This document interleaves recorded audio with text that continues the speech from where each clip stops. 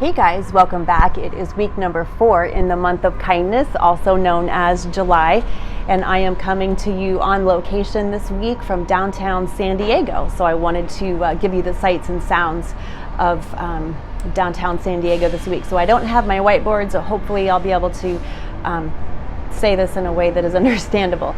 So we're talking about kindness this week in a heated discussion. There are a lot of heated discussions going on right now in our society. As of this recording, we are just coming off of 3 more mass shootings, and the one in El Paso, Texas, and Dayton, Ohio, and there are a lot of heated discussions going on. So today we're going to talk about kindness in that heated discussion in a way that is healthy. And if I had the whiteboard behind me, I would once again show you Patrick Lencioni's triangle of the 5 dysfunctions of a team, because that is so important to remember that on that bottom level is trust. If trust is built into the foundation of your relationship, whether it's a one-on-one relationship or a team at work or your neighborhood or the media and society as a whole, if trust is built into that, the next level up is conflict, and we are able to have conflict in a way that is healthy and productive, and it's a creative exchange of ideas and innovation, and this is where things really get moving, because we're able to discuss things and bat them back and forth in a healthy way. If we don't have trust in place, is what we see right now going on, is that we will still definitely have conflict, but it will be arguing, it will be finger pointing and blaming, and just the two sides against one each other saying, well, our side is right and your side is wrong, and there'll be judgmentalism and condemnation, and it's just really ugly. And we see that in our media and in our social media every day. So I'm going to give you 4 components of kindness in a heated discussion so that it will be a healthy conflict and not a destructive one. So the first component of kindness in a heated discussion is that we are for the team. And what it means to be for the team means that we acknowledge that we are not alone, that there are other people at the table with us, and that we are for them in a way that has their best interest at heart.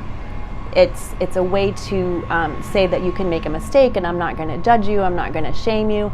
It's a way to say that I might put aside my own personal agenda, I'm going to sacrifice if that's what's best for you or that's what's best for the team. It's a way of being humble and saying it's not just me, it's not about me, I'm part of a team, and we have to come together and decide what's best for the team. And so being for the team is the first component of kindness, which will turn that heated discussion into a healthy conflict.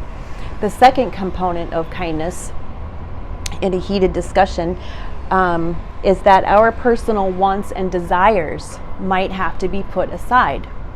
Because like I showed you in week number 2, we're all sitting at the table, every ethnicity, every gender, every immigrant, non-immigrant, poor, rich, well, everybody is sitting at the table.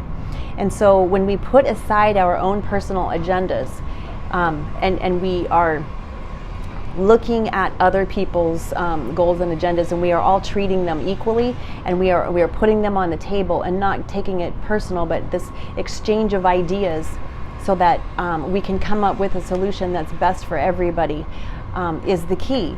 So being for the team, but then certainly putting aside our own personal wants and desires and saying that might be good for me, but it might not be good for you, and I have to acknowledge that and so that I can hear your ideas and your desires and your wants, and we can see what is best for both of us. The third aspect of kindness in a heated discussion is the fact that both sides have pros and cons. We all have our strengths and our weaknesses. And if we are able to acknowledge the other side's strengths, this would be a good step in the right direction, because oftentimes what we do is we say, okay, here's all of our strengths, and then let me point out all of your weaknesses, right? That's really arrogant, first of all, because I don't have all the ideas, you don't have all the ideas, the other person doesn't have all the ideas, but together we all have great ideas. And to be able to acknowledge the other person's strengths and the other person's strengths of their argument and what's really good is a great show of humility. It's a great show of vulnerability, and it says that I'm willing to look at your strengths because they might be really good for this solution. And then point number 4 is that for kindness in a heated discussion is that we have to be able to look at our own weaknesses, because again, we have this way in our society that it's like, I'm right and these are all of my great strengths, and then these are all your weaknesses. Well, we have weaknesses too, right? Both sides have strengths, both sides have weaknesses, and we can't make a decision without each other. We have to have each other to make decisions because we are all at the table. And so if we can come, let go of the arrogance and have some humility and say, this is what, these are my strengths, but these are also my weaknesses. This is the con of my argument. And then if we can put all those pros and cons on the table and not take it personal, and we might have to sacrifice our own agenda or our own habits or behaviors or beliefs or whatever, but it's for the good of everybody that is at the table. That's the whole point of arbitration. That's the whole point of having a mediator, is that all parties are represented, that all parties have a voice, and then we come up with something together that is good for everybody. And if it means that we have to put down our assault rifles, I mean, for Pete's sakes, it means if I have to let go of something that I, want, then we have to do it for the sake of everybody. We have to do it for what's good for society. So being for the team, putting down our personal agendas and our personal wants and desires, closely examining our strengths and our weaknesses, allowing other people to have strengths in addition to their weaknesses, is a great way to turn these heated discussions, have kindness in these heated discussions, so that it can be healthy conflict and so that we can move forward and get some of these things decided.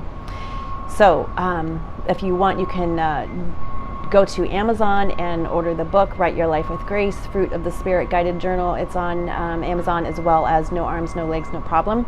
Both of those books I wrote and published, and you can find them there and follow along in the weeks to come. So join me next week. We are going to be talking about the first week in goodness. And yes, there is still goodness in the world, so we will take 4 weeks to examine that. So I hope you have enjoyed downtown San Diego, and I will see you guys next week.